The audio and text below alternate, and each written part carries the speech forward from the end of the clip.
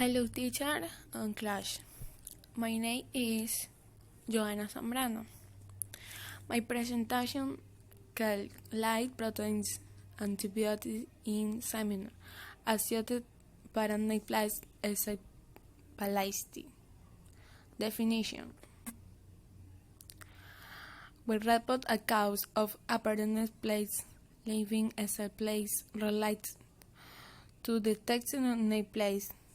The syndrome is associated with progressive amnesia and spastic disturbance resulting from an inflammatory reaction probably related to in immune response to the normal proteins expressed big tumors. It is usually associated with small cell lung cancer in the bird in the other cause. Testicle cancer occur more frequently than expected. Cranial magnetic resonance imaging might show accessing signal intense in the line cortex. Next video.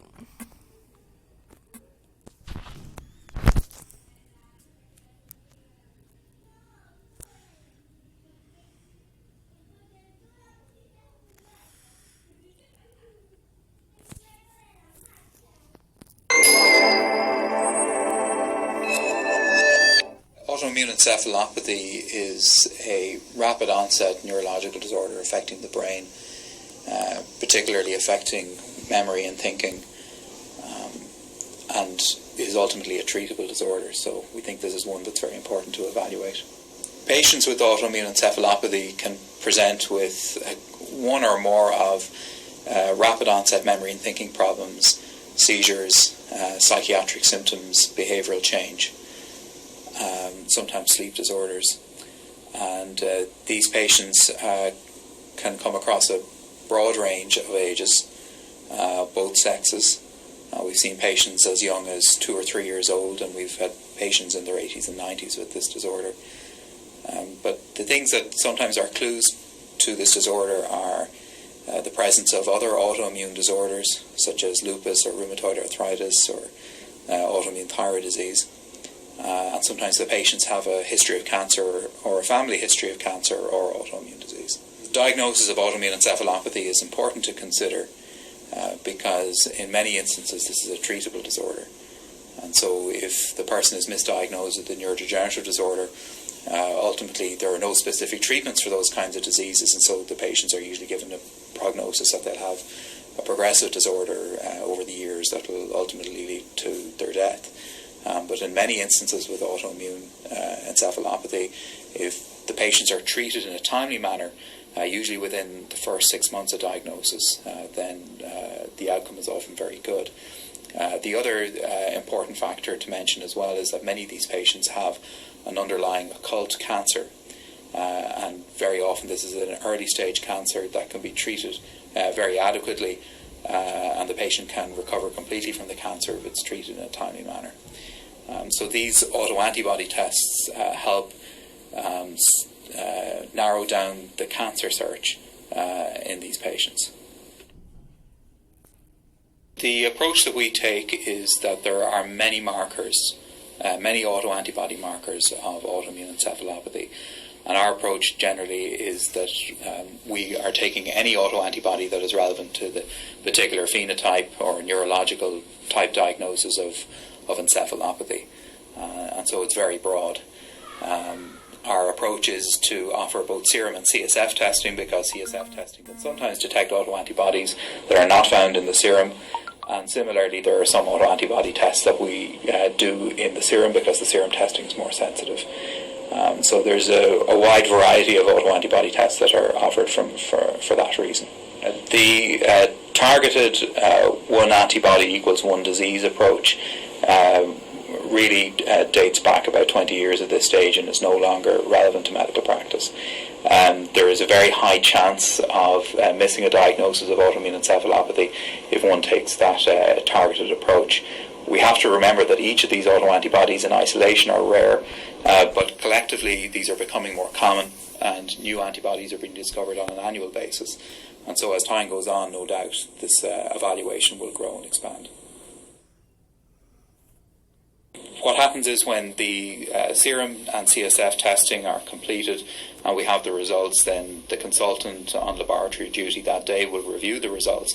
And sometimes by looking at the profile of autoantibody positivities, we are able to narrow down the cancer search for the physician. We also may be able to provide some prognostic information and also give some detail as to what immunological treatments should be tried to help with the neurological symptoms. So that will be detailed in the report. We would say that the findings are consistent with the diagnosis of autoimmune encephalopathy. We'll then give some comment as to potential cancer diagnoses, and then we'll also give references from the literature that will be relevant for the physician to read.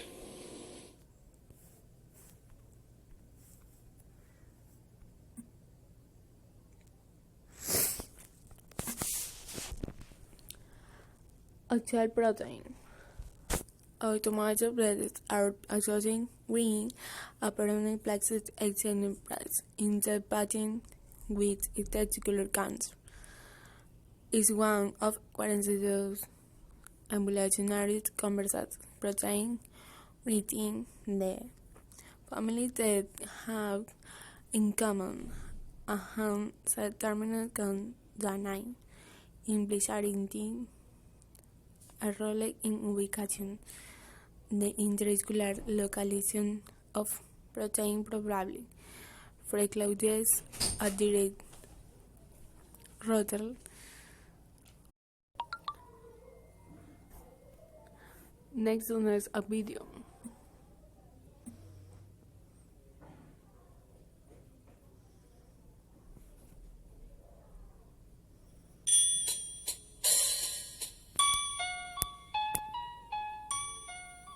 Proteins play countless roles throughout the biological world, from catalyzing chemical reactions to building the structures of all living things. Despite this wide range of functions, all proteins are made out of the same 20 building blocks, called amino acids. The way these 20 amino acids are arranged dictates the folding of the protein into its unique final shape and its function. Amino acids are made of carbon, oxygen, nitrogen, hydrogen, and sulfur atoms.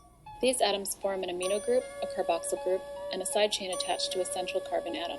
The side chain is the only part that varies from amino acid to amino acid and determines its property. Hydrophobic amino acids, such as leucine and isoleucine, have carbon-rich side chains, which don't interact well with water. Hydrophilic amino acids, such as serine or threonine, interact well with water. Charged amino acids like glutamic acid or arginine interact with oppositely charged amino acids or with water. The primary structure of the protein is the linear sequence of amino acids as encoded by DNA. The amino acids are joined by peptide bonds, which link an amino group and a carboxyl group. A water molecule is released each time a bond is formed. Specific amino acid sequences give proteins their distinct shapes and chemical characteristics. These protein chains often fold into two types of secondary structures stabilized by hydrogen bonds. A protein chain can fold into a rigid alpha helix, forming regular patterns of hydrogen bonds between the backbone atoms of nearby amino acids. Backbone atoms of the chain can interact side by side to form beta sheets. Many proteins fold into a compact globular shape, with hydrophobic side chains sheltered in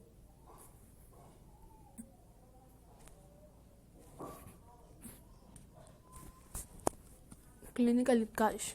The study team first described a cause of your own patient with a history of eczema growth present with vertigo attack and developed head anti-brand suggested for texture seminal harm resolved a churn year 3 years before the outside of progressive brain system and cerebral exception or SSDB conventional plastic autonomous is clean my were not detected big using a custom pack display. Season applies regression identity antibodies to the one protein, cerebropenin flow.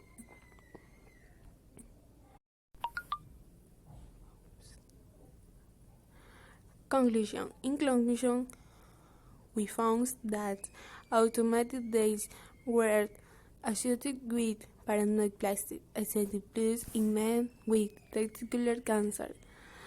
But despite what understood, identified it takes novel paranoid plastic autonomy.